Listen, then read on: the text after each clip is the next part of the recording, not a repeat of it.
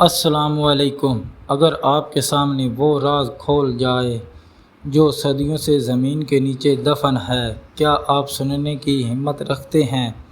یہ ہے روحانی فیکٹری، جہاں ہر کہانی آپ کے دل کو چھو جائے، ایمان کو جگا دے اور سوچ بدل دے۔ تو سنبھل کر بیٹھ جائیں، کیونکہ کہانی شروع ہونے والی ہے۔ تو کہانی شروع کرتے ہیں۔ کہاوت ہے کہ ہر گاؤں کی مٹی میں ایک نہ ایک راز دفن ہوتا ہے۔ کچھ راز ایسے ہوتے ہیں جنہیں لوگ بھول جانا چاہتے ہیں، مگر ہمارا گاؤں سرگودا اس کا راز ہر رات ہمیں یاد دلاتا تھا۔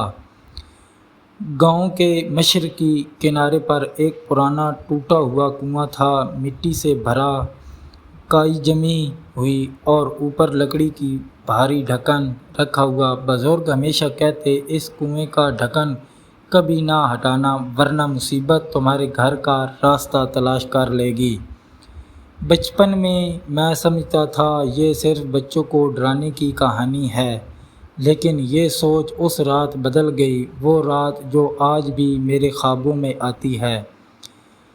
وہ جمعرات کی رات تھی، گاؤں میں بجلی چلی گئی تھی اور ہر طرف اندھیرا۔ میں اور میرا دوست قاسم کھیتوں سے واپس آ رہے تھے، ہاتھ میں ایک چھوٹا سا چراغ تھا جس کی روشنی بس ہمارے قدموں تک پہنچتی تھی۔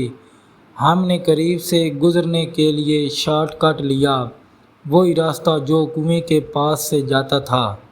جیسے ہی ہم قریب پہنچے، ایک ٹھنڈی ہوا کا جھونکا آیا، چراغ بجھ گیا۔ پہلے تو ہم ہنس دیے۔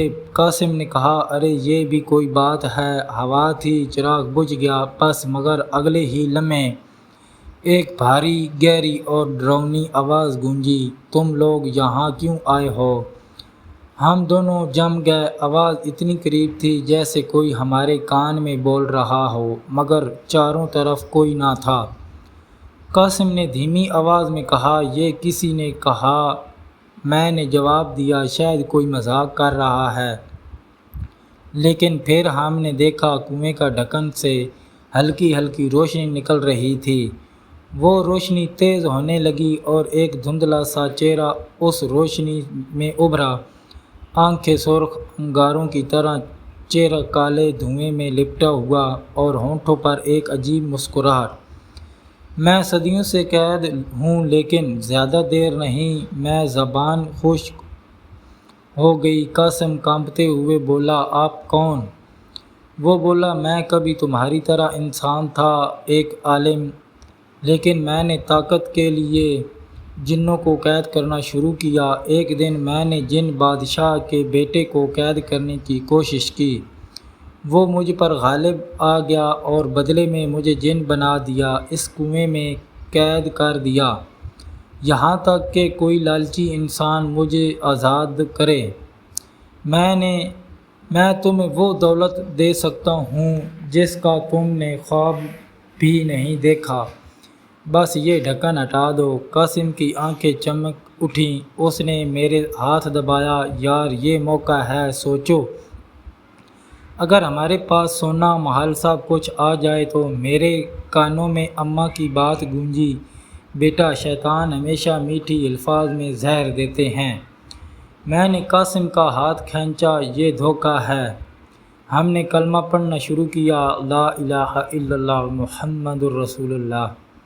جن کا چہرہ بگڑنے لگا، اس کی آنکھیں انگار سے بجھنے لگی۔ وہ چیخا، رک جاؤ، تم نہیں جانتے تم کیا کر رہے ہو۔ لیکن ہم نے پڑھنا جاری رکھا۔ اچانک ایک زوردار چیخ کے ساتھ وہ دھوئیں میں بدل گیا، روشنی بجھ گئی اور ہمارے پاؤں آزاد ہو گئے۔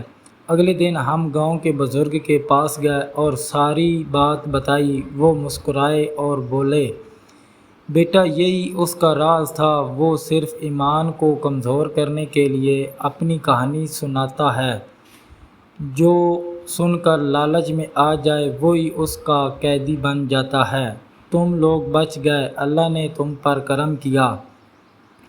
آج بھی جب میں اس کنویں کے پاس سے گزرتا ہوں تو ایک سنسناہٹ سی ہوتی ہے، اور دل میں یہ یقین کہ شیطان کا سب سے بڑا ہتھیار ہمارا اپنا لالچ ہے۔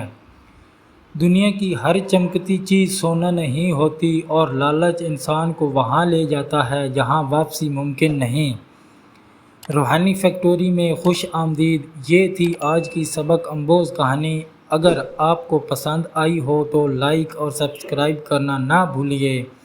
مزید اسلامی، روحانی اور سبق آموز کہانیوں